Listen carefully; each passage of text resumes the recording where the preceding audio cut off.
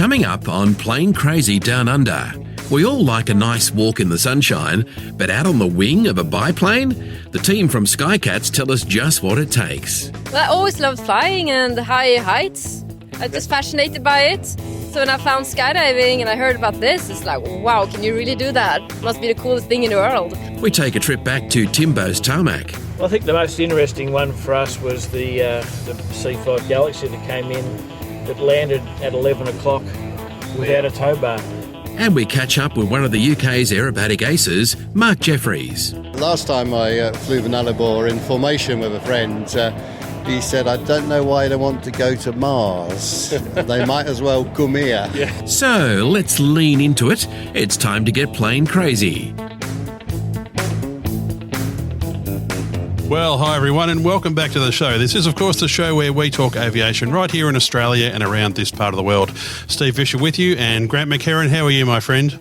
Hey, not bad, mate. How are you doing? Not too bad. You know, as we record this here in early June, the sun is out, and that's probably good because, we don't really want to think about winter because when winter comes, not so much flying happens, and that can never be a good thing. Look, yeah, not so much, but when you do get to fly on a nice, crisp, cold day, it's beautiful. Yeah, it sure is. And I tell you what, if you're lucky enough to be instrument rated, it does give you a chance to test out those skills. You know, Grant, I often think of whatever ratings a person might get in their career. The instrument rating is really one of those ones that I know when I got mine many years ago was, and not that I've used those skills in just about as long, but that was really the one where you really did learn to fly. It's a great rating to have for any aspiring pilots out there. Oh, yeah, it totally is. And a friend of mine who until recently was flying F-18s and then F-35s with the RAAF has retired from the RAAF and went out and got his civilian ratings. And he said the IREX, the instrument exam, was the hardest thing he's done in ages. Yeah, I hear all horror stories about the IREX. Of course, I did my instrument rating over in America, and it was in different times, but it was still a very challenging, I must say it was a very challenging rating to get, but I rather think it's probably a little bit more complex to get these days. You know, Grant, we didn't fly with such fandangle things as GPS back in those days. No, but you did have a Loran. We did have Loran, and it was awesome. That was an awesome bit of kit. And if you're in Australia and you've never heard of Loran, well, you wouldn't have. But for any of our US listeners, particularly who learned to fly back in the era when I did, would probably remember Loran with quite some fondness. I know I do. It was a great system. Well, there's a number of folks these days thinking maybe we shouldn't have retired Loran because it's a nice backup to GPS when you get satellites that can't get through because of noise and things. Sure is. Anyway, Grant, speaking of things that are noisy, I couldn't think of anything more noisier than being on the outside of an aircraft while it's flying and, you know, strapped to the wing. Would take a certain amount of courage, or I could think of some other words, but we'll go with courage to do that. Well, given we know a couple of folks who have done exactly that, I'll stick with courage with a slight hint of whoopee. But, mate, it's especially when you're on the top wing of a biplane with a big Pratt & Whitney radial out the front. Yes, and you know what, Grant, I love the sound of that. Who wouldn't? I mean, what sort of aviation lover wouldn't, just love to hear those big Pratt & Whitney radials? But, you know, like I said, I'm not so sure from that vantage point I'd want to do it. But we've, back at Avalon this year, of course, you came across the latest wing walking team to grace Avalon's Tarmac. That's right, mate. They were here, I think, in 2019. This was their return visit for the 2023 show, and yeah, really good show. They have a couple of lovely ladies who start up between the wings and go to up the top on the mount on the top wing, and of course they also use the same aircraft and pilot to do the night show, which was lasers and pyrotechnics and things like that. That is, of course, the Sky Cats team. They came all the way out here from Sweden, so you'll hear all about that in the interview coming up shortly.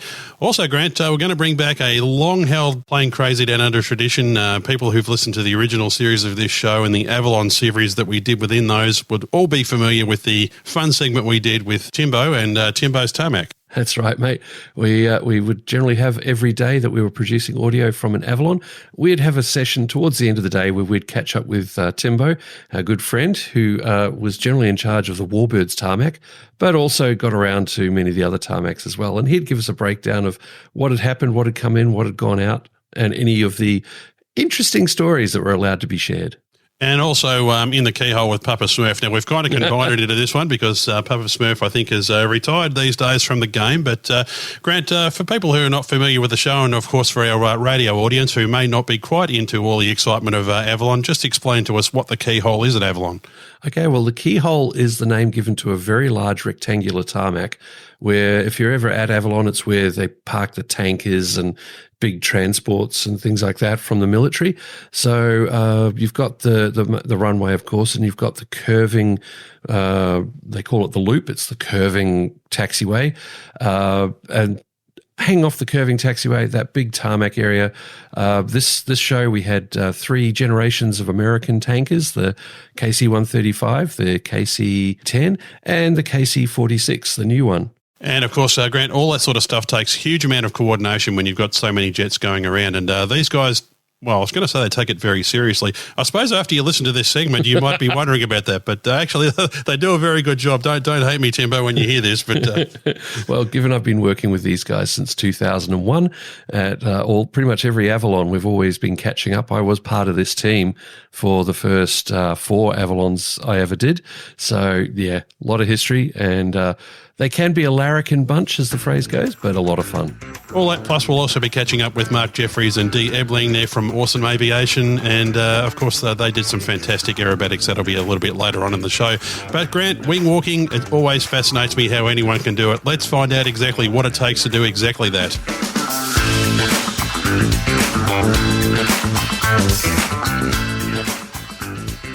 Jenny, Hella, Jacob from the Cat Walk. Yes. Scandinavian Airshow. That's it, Scandinavian Airshow, the Cat Walk, the wonderful wing walkers. Hell of a show, folks. Really good. Everyone's been saying, oh my God, you guys are totally crazy. I'm there as I'm doing commentary for you going, I want to do that. I want to do that. I'd love to give it a try. So, ladies, how did you get into being a wing walker? Jenny, we'll start with you. We're all skydivers in the beginning, so that's how you start. You get asked by a former cat. All right. So you were crazy to begin with, in other words. Maybe you can say that. Hella, yourself, former skydiver? Yeah, same story. Okay, so what was it that made you go, oh, yeah, I'd like to do that. I'd like to get up on a wing and hang out there while everyone's waving at me. Well, I always loved flying and high heights. I'm just fascinated by it. So when I found skydiving and I heard about this, it's like, wow, can you really do that? It must be the coolest thing in the world. And is it? Is it? It is, yes. So, Jenny, same kind of story. Skydiver gets into it, asked to join. You don't mind heights, so you're quite happy to be up there, moving around, waving, assuming the different positions, etc. I'm very happy to be up there. I love flying. It's like a personal roller coaster. My own private roller coaster. It's the best.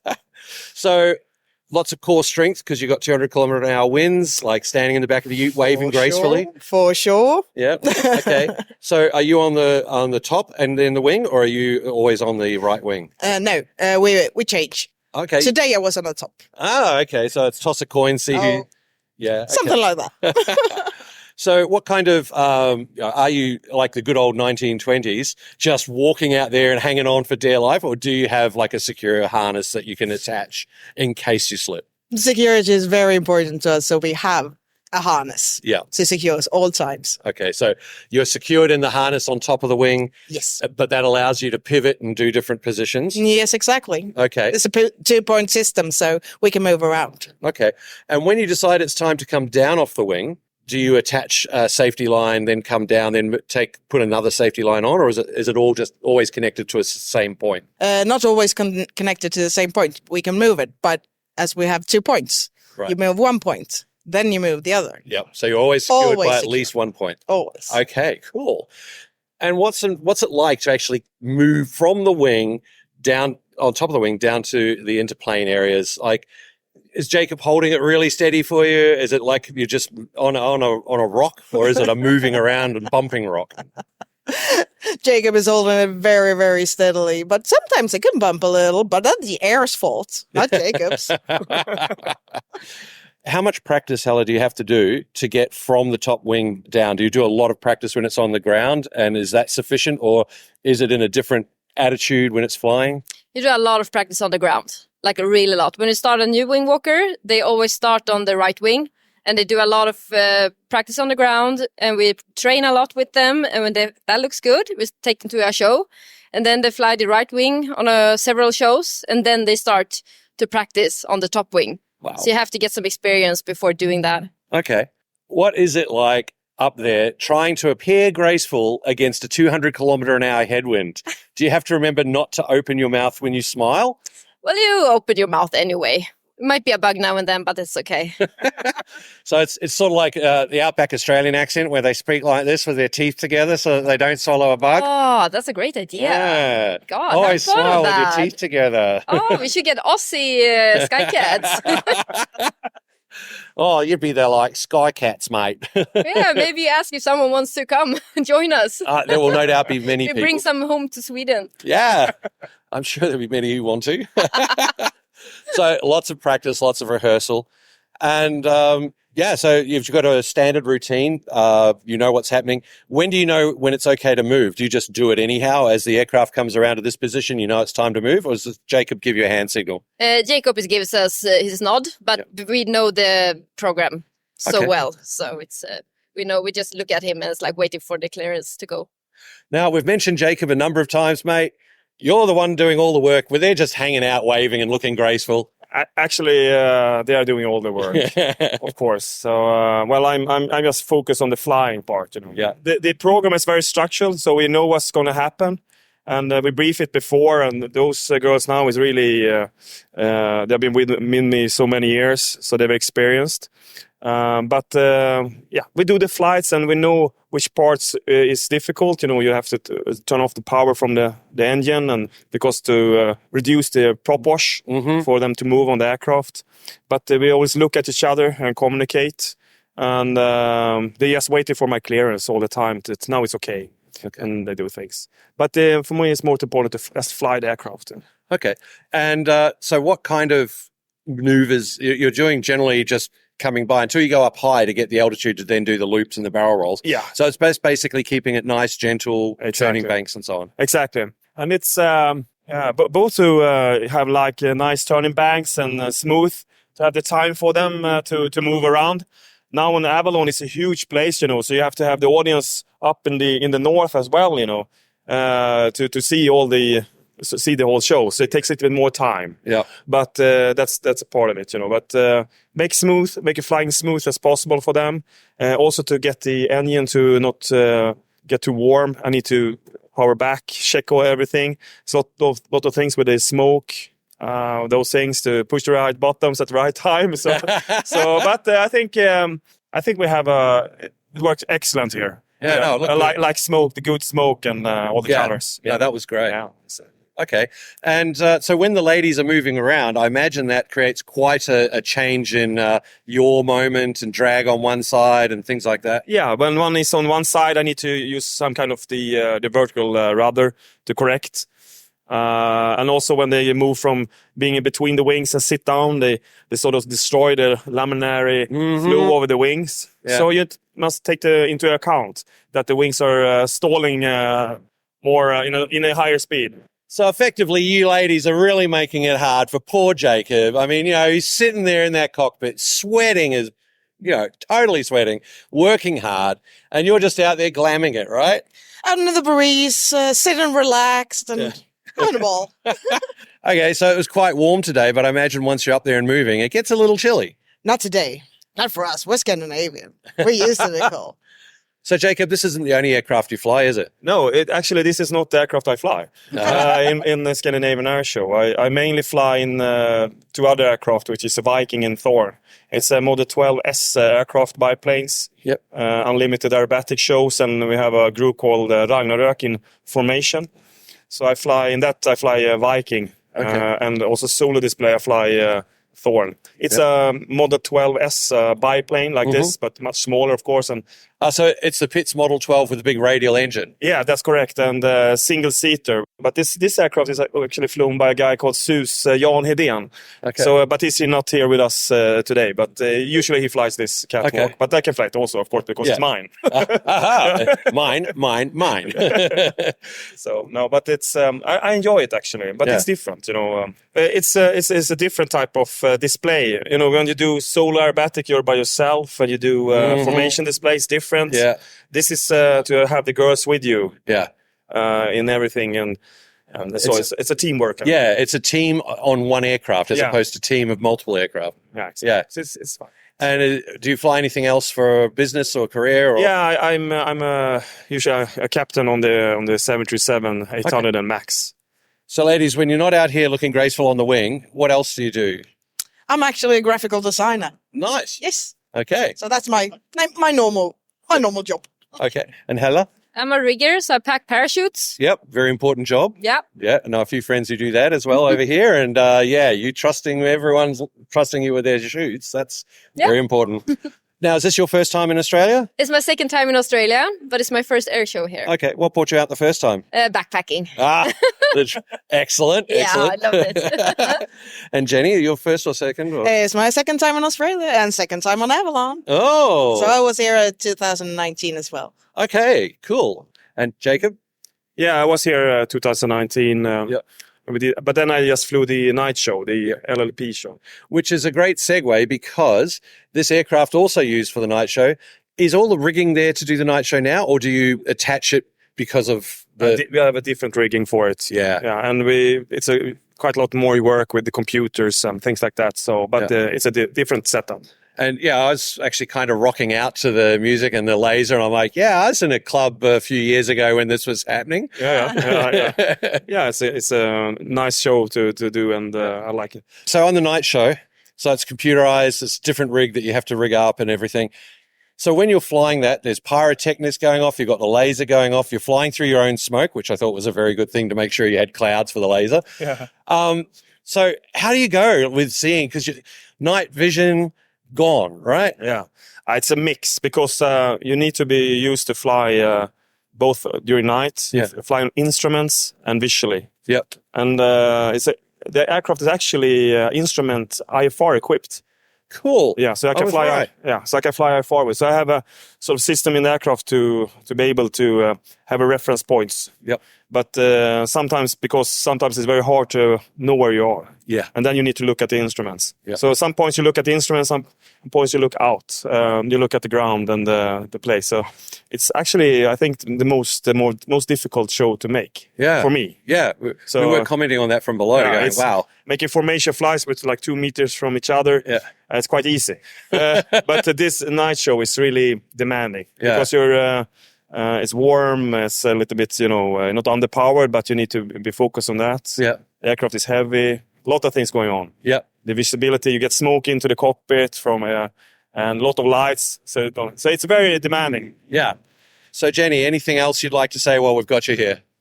I am so glad to be here. It's a wonderful show. Oh, she's saying all the right things. Hella? Yeah, thanks for having us. It's been a great time. Okay. Very well organized show. Cool. Jacob, anything else? Yeah, same here. It's a pleasure to be here. It's so very organized. People are friendly. If we have any question, we try to solve everything. Everything gets solved. I really love it to be here. It's great. Cool. Great show. Well, thank you so much for the three of you for coming here and giving us this amazing act and the night show. Thank you very much. And now it's time for Timbo's Tarmac. Okay, gang, it wouldn't be an Avalon coverage without a Timbo's Tarmac. And usually we'd have an In the Keyhole with Papa Smurf, but Papa Smurf's not here anymore except as a visitor. And Timbo's working up there in the Keyhole, and, well, hell, we just decided to join it all together. So let's do an In the Keyhole with Timbo's Tarmac. Timbo, how you doing, mate? Well, we're surviving. Glad it's the last day. The food are ready to go home. And this is the man who's driving around in a buggy. Yes, we're still covering 10 to 13 kilometres a day, even with the buggy. But it's not just Timbo here, we've got Veggie as well. How you doing, man? I'm doing good. It's been a long couple of weeks, and tomorrow is promising to be just as busy as all our military friends go home. That's the one. And Ralph, you've joined us in the buggy as well. I have indeed, and it's been a good couple of weeks. Cool. My feet are telling me it's time to go home, so is my back. even though I've got a car. So you guys finding that, given it's been 4 years since the last one, that we're not quite, there hasn't been like a lot of air shows between, are we match fit or are we just getting fit at the end? Well, I've managed to sneak in a Temora and 2 Lilydales in 4 years, so I've tried to keep the levels up a bit. So Yeah. A tad rusty, but it's like riding a bike. You don't really forget. Yeah, except as the phrase goes, except the bike's on fire, you're on fire, everything's on fire, you're in hell. It's air show. Yeah, exactly. Correct. Air show. We wouldn't have it any other way. So, anything of interest that you want to tell us about life on the tarmac, given you guys have been here since before even Steve and I got here on Tuesday? Well, I think the most interesting one for us was the big piece of heavy metal over there, the C5 Galaxy that came in, that landed at 11 o'clock without a tow bar, 11 p.m. without a tow bar, and had to manoeuvre himself within the keyhole under his own power in reverse. Well, he seems to have done a pretty good job, so you guys have parked him well and told him where to go, and he's actually managed to figure it out as well. Yeah, but we had to leave enough space behind so that he could start up and power out, otherwise there's going to be side sheds blown across the tarmac. Yeah, I was going to say, the blue room will go flying. Yeah. Yeah, I mean, we've seen C-17s go backwards, but never a C5. So that was interesting. That was we finished 1:30 or something that morning, which was fine. But we've had a few early starts too, Timbo, 6 o'clock in the morning. So fatigue is starting to set in. We've probably averaged 10 and a half, 11 hours a day. Mm-hmm. In the sun? In the sun and standing most of that time, so that's where it catches up with you. Yeah. Veggie, but it's air show, it's what we do. Oh, we love it. We're surrounded by aviation. That's right.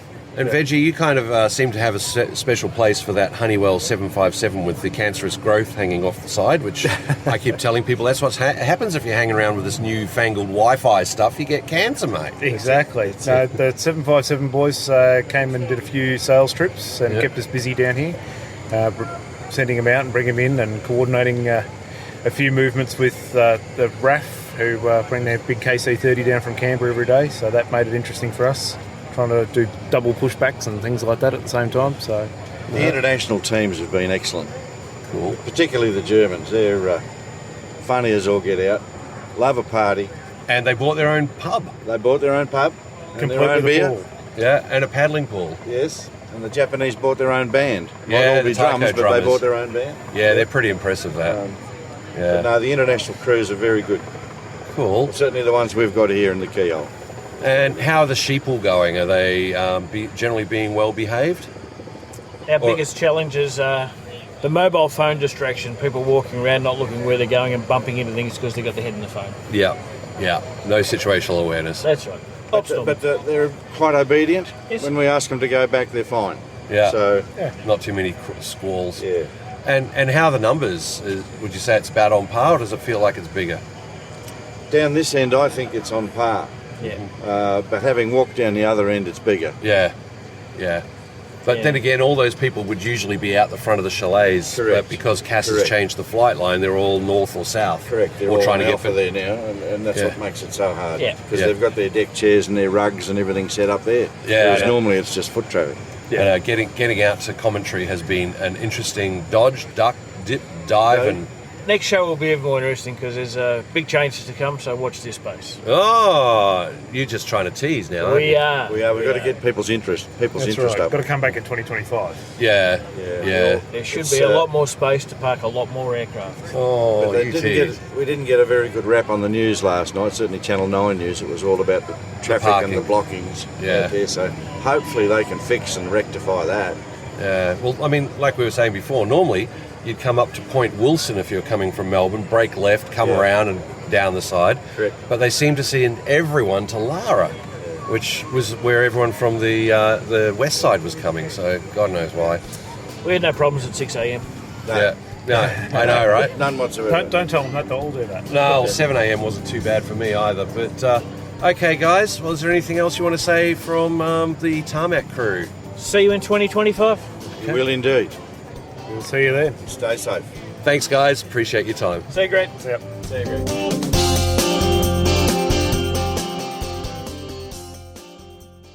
Keeping up to date with the latest news is a huge part of our daily lives. Now you can have news on demand with the Australian Independent Radio News app. News and sport in your pocket whenever you want it.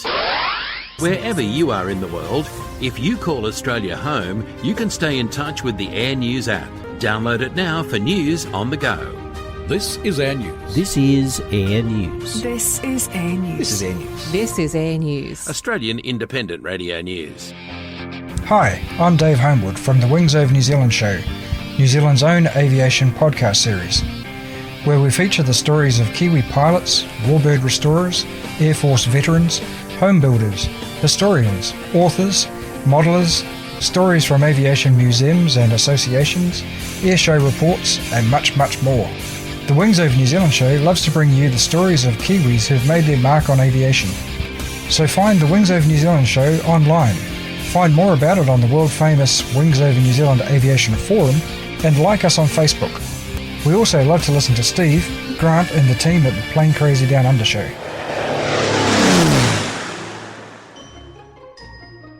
Look, let's be honest, sir, we've all got to eat. That we do, Kevin. Food is such a big part of life, isn't it? And talking about food can lead us to all sorts of places and all sorts of people. Yep. And every week on the Food Bites podcast, we catch up with someone who might be a TV celebrity, a high-profile sports star, a politician, could be anyone. Yeah. And we talk to them about food, their kitchen skills, or, sometimes lack of, life and love. And Kevin, every week there's the Friday food poll. Oh, yes. Now, that is Food Bites with Sarah Patterson and me, Kevin Hillier. You can find us wherever you find your favourite podcast. And, of course, every Sunday morning at 9 o'clock on the Ace Radio Network. You're listening to Plane Crazy Down Under. Thanks very much for joining us. And, of course, we're here talking aviation here in Australia. And, of course, Grant, we're harking back to Avalon. There was, we've had quite a few Avalon interviews, but that is the one opportunity for us in the year where we can get so many of them and so many performers together in one place, Grant. And, of course, our next guests are no exception to that rule. That's right, mate. We've got Mark Jefferies, who is in from the UK and doing some awesome solo aerobatics, and Dee Ebeling from Awesome Aviation in Western Australia, who supplied the aircraft that Mark flew. Okay, let's head back to Avalon 2023. Mark Jefferies, welcome back to Australia and welcome back to Plane Crazy Down Under. It's been since 2013 that we last had you on. 2013, I was here in 15 also as a pairs with Tom Cassels that time. We just didn't quite get to say hi at that time. Oh, really? Yeah. So it's 10 years since I was here last. Exactly. Speaking with yourself, Grant. Indeed. Yeah. So, mate, you flew down from London to Perth? Yep, direct flight with you did the Qantas. It was brilliant. Yep. I thoroughly recommend the direct flights. It's good. Yeah. All right, you just take 24 hours out of your life travelling, but you get on in one place and you get off in another, and it's as simple as that. Yeah, as long as you're able to get up, walk around and survive that. Exactly. I mean, you weren't in economy, were you? I was, but I did have a seat beside me, so it was all right. Lucky, yeah. Yeah, I find it hard to do like long haul. It's I'm slightly wide and slightly tall. Somehow, chatting to the hostie when I got on, I managed to get an extra leg room. Nice, brilliant, very well done. Okay, so you come into Perth. How long did you take in Perth to adjust to the time zone, work up, and get used to the aircraft as well? Well, Perth is 8 hours time difference, the same as when we go to China, 8 hours difference. So we take sort of 2-3 days really steady and just to settle, and then I needed a biannual flight review to clear my certificate of validation, which I did. We tend to, as a rule, make it that I only fly in my time zone when I've travelled. Yep. So an afternoon flight for that is my morning. So then you just work yourself into it gradually. Fantastic. Yeah, that's a good way to do it. Take a few days, work into it, and then you had the long flight across the Nullarbor once again. Yeah, that's really good. I mean, it's totally different scenery to UK and Europe, and it's the red scenery there. And the big empty, just nothing. Yeah, very, very empty. But it's interesting to see all the trails leading to the corner of the field where you've got the water and that. So it makes you think if you had an engine situation, pick up one of these trails, you're guaranteed to end up in a corner of a field where there's water. Yep. But we do carry water on the aircraft anyway. Yeah, funny that. Yeah, there's some. Sometimes we get some foreign tourists. I know out at Ayers Rock, they go, "Oh, the Olgas are just over there. I'll go for a walk in the morning." Nope. Yeah, it's a very long way. Yeah. So last time I flew the Nullarbor in formation with a friend, he said, I don't know why they want to go to Mars. They might as well come here. Yeah, and that was the Nullarbor. You weren't even up the Pilbara way, which is even more rugged, and that's where some of the oldest rocks on Earth are found. Oh, really? I didn't know that. Yeah, up in the north and western area. But okay, so you flew across the Nullarbor, you got here. Much time to work up and get used to Avalon?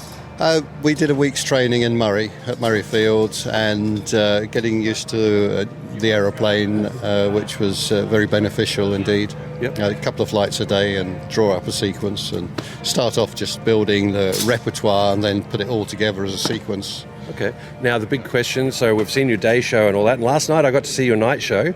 I missed it the last time I was seeing you work. So the night show, what do you find is, what are the specific things you've got to be aware of in an evening night? You've got pyrotechnics going off. What's that do for your vision? Was it light enough that it wasn't a problem? That was not my full night show that you saw last night here. This was just the ground pyro aspect. My full night show with Global Stars team, we have pyro on the aircraft, streaming sparks. But to answer your question, you need to be aware of the surface, of course, same as daytime. Yeah, so, but it's big and it's dark.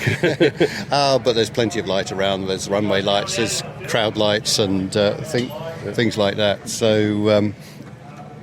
Well, hang on, edit point. We're just moving the plane. So, okay, so there's plenty of light on the ground. Yes, there is, and you're right. You do need to take awareness of the surface, because you don't want to be hitting the surface. No, it's not a good look. No. really ruins your day. Yeah. So perhaps you put in less complicated manoeuvres.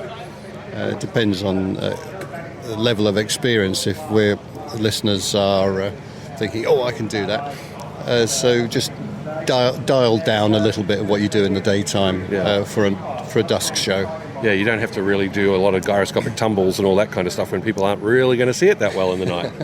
Well, twilight shows, which I prefer to do, not as opposed to night shows. With the twilight show, you can see the aircraft, you can see the pyro, you can see the smoke, so you get the whole lot. Visual. And I have LED lights on my aircraft as well for my twilight shows, and they show up very well. Whereas a night show is specifically about an airborne launch platform. You don't see the aircraft unless it's illuminated very well. So there's a difference between twilight and night, and I prefer the twilight shows because I feel it's got a much more visual impact. Yep. My personal view. Yeah, you're getting the best of both. Yeah, exactly. Anything else you'd like to say while you're here? I love Avalon. That's a keeper.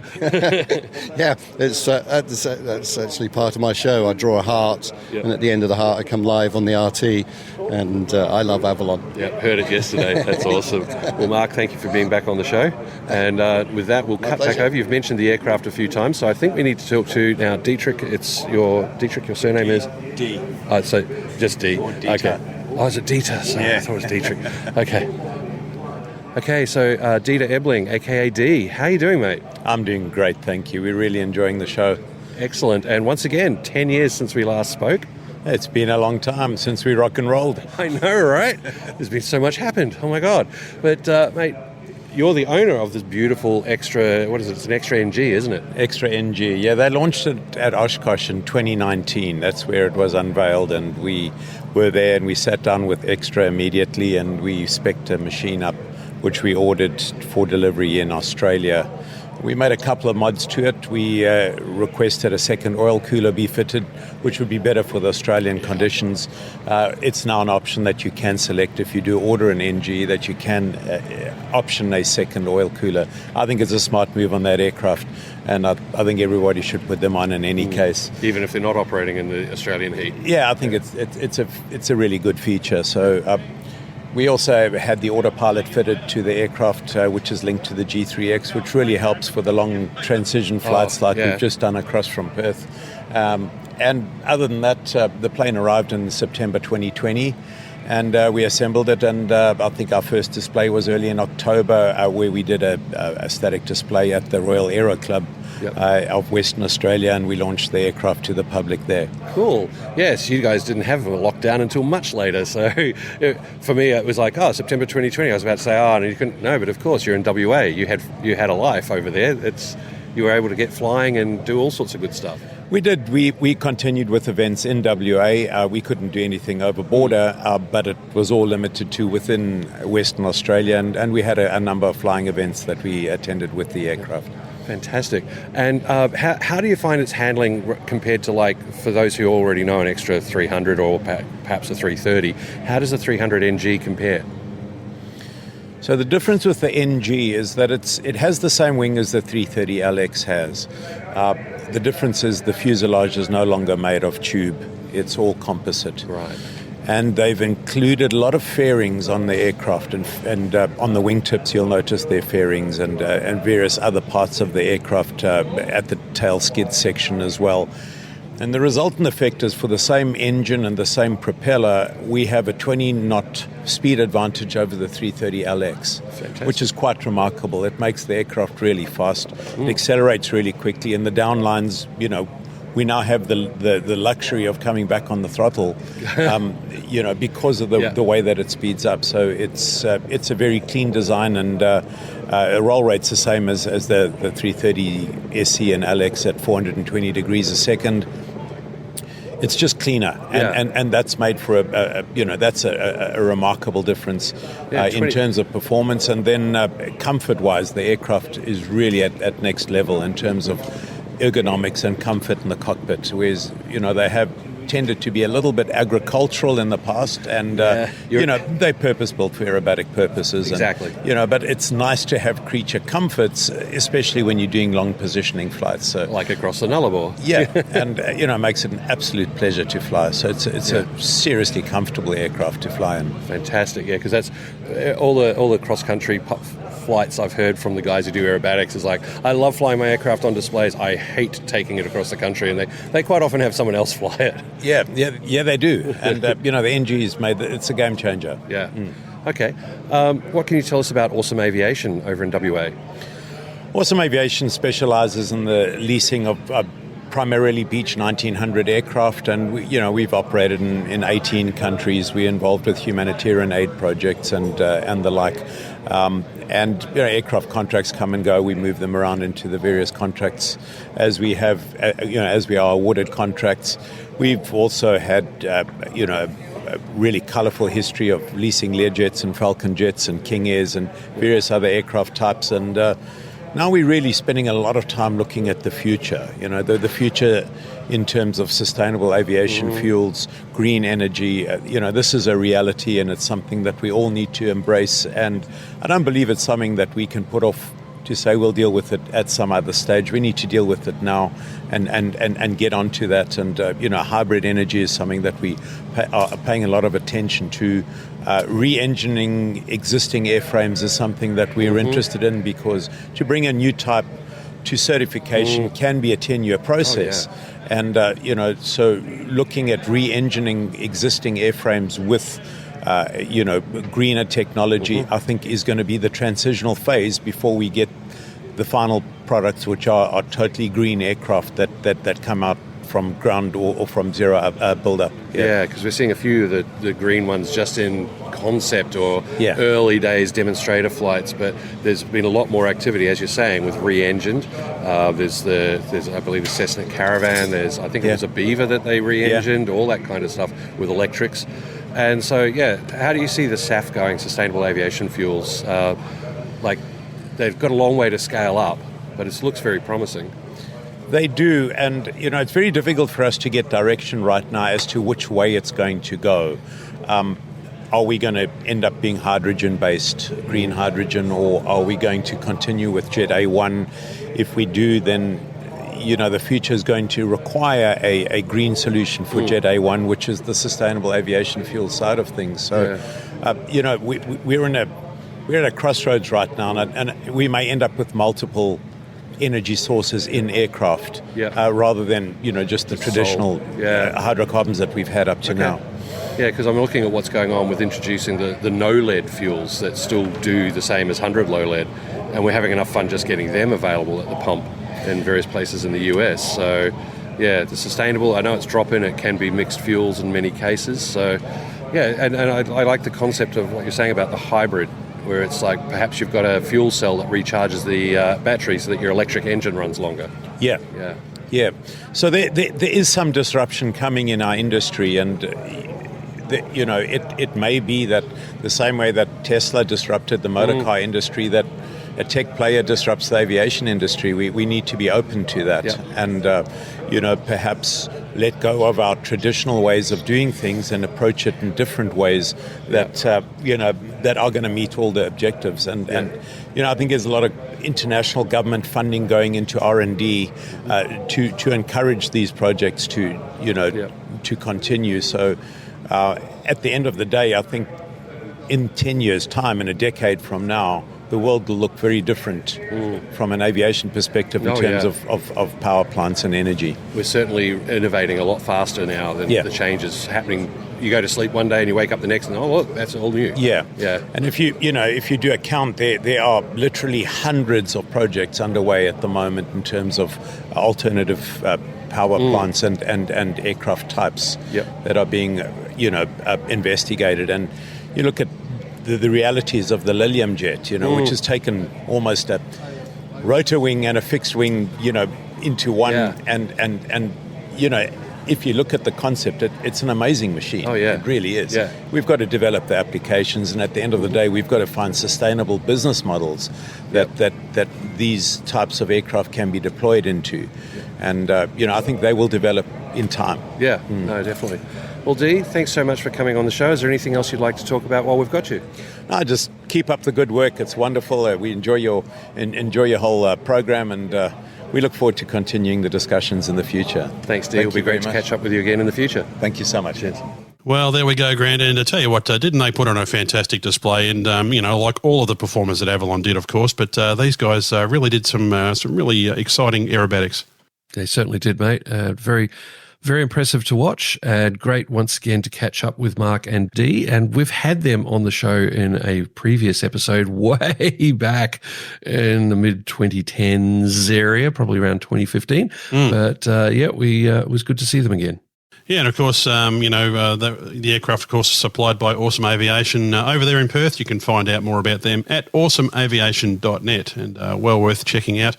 I should mention too, Grant, if you want to find out more about our previous guests on the show this week, of course, the Sky Cats, you can find out more about them at airshow.se, Sierra Echo. Of course, they come from Sweden, so that's where you'll find out more about them. And there's some fantastic imagery and videos on that website, so if you missed Avalon and you missed out on them, then certainly go and check that out, and check out their social media feeds as well. Quite entertaining. For sure. And if you want to find out more about Timbo and the gang from the Tarmac, just watch the original Star Wars, the Mos Eisley Cantina section, and you'll get a pretty good idea of what it's like to hang out with those guys. Oh, good God. Those guys will never talk to us again. Well, they'll talk to me, Grant, because they know I'm much nicer than you when it comes to dealing with them. Yeah, no, they've given me a lot of hassle in the past, and what goes around comes around. We know it'll happen. Fantastic. All right, Grant, good Lord. Now, have a listen to this sound effect coming down the street. My goodness, Grant. My goodness, it's the postman. Can you believe of all the guys, all the regulars that have hung around in our sound effects library all these years, it's that same postman. He's still there. I am shocked. He's just been hanging out in cyberspace, in limbo, waiting for that time. Look at this, Grant, just for old time's sake, some actual printed copy of an electronic communication. Oh my, there it was, just minding its own bits and bytes, and you printed it out just for a sound effect. Indeed, Grant. In fact, I should update our posties, sound effect now, because I know the one that comes past here most days is on some sort of electronic bike that's half the size of a Kenworth. So, yeah, with the cover and everything. Yeah, I know, it's awesome. It's like a mobility scooter on steroids. But honestly, we shouldn't be using the postie sound anymore. It should be, "You've got hate mail." I think they could go right back to 2008 when we started this gig. Anyway, Grant, Andrew van der Sag actually got in touch with us. Contact at planecrazydownunder.com, folks, if you'd like to drop us a line. And Andrew's just saying that he's happy to hear us back. and said he was listening to the show, in fact, as far back as 2010. So, Andrew, great to hear from you, mate, and I'm glad to hear that you're happy that we're back. Yay! And if all goes well, we will catch up with Andrew at Wings over at Illawarra next year in 2024, or as it's now referred to as Airshows Down Under Shell Harbour. But, you know, it's always going to be Wings, isn't it? Yeah, it's always going to be. I'll take it. You know, the Wings over Illawarra, that was actually a really cool branding. I think it'll take a few people a little bit of time to get used to that new branding. But, you know, I think the Airshows Down Under title is, a pretty good one too.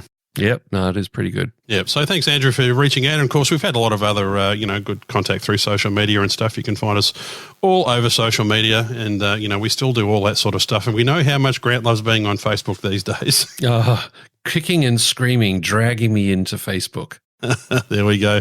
Now, just one more thing before we close off this week's episode, Grant, and this is completely unsolicited, but I noticed that our good friends at the Royal Flying Doctor Service have had a bit of a social media campaign going lately, and I just thought I'd mention this. They're actually after donations. Well, of course, you can donate to the RFDS anytime you like, of course, but right now they're actually looking to cover, they're looking for extra funds to cover their increased fuel costs.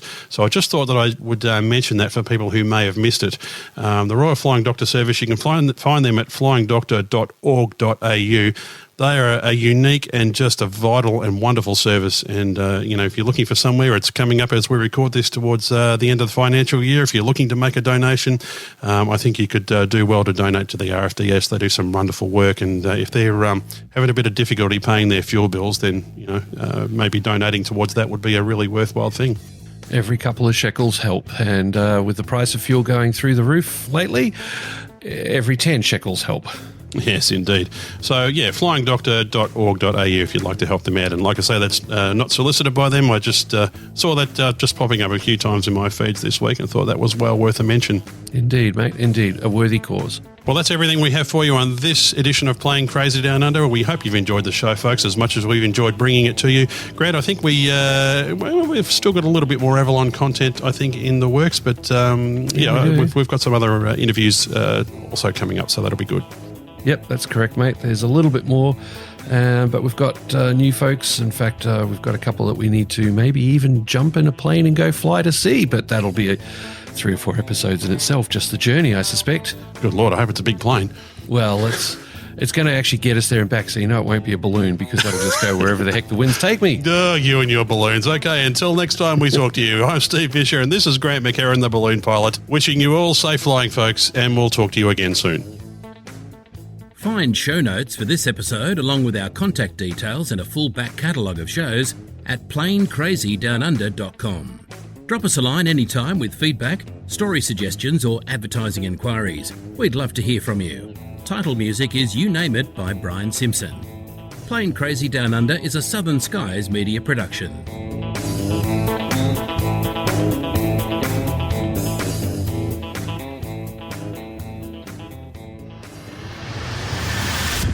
Southern Skies Media.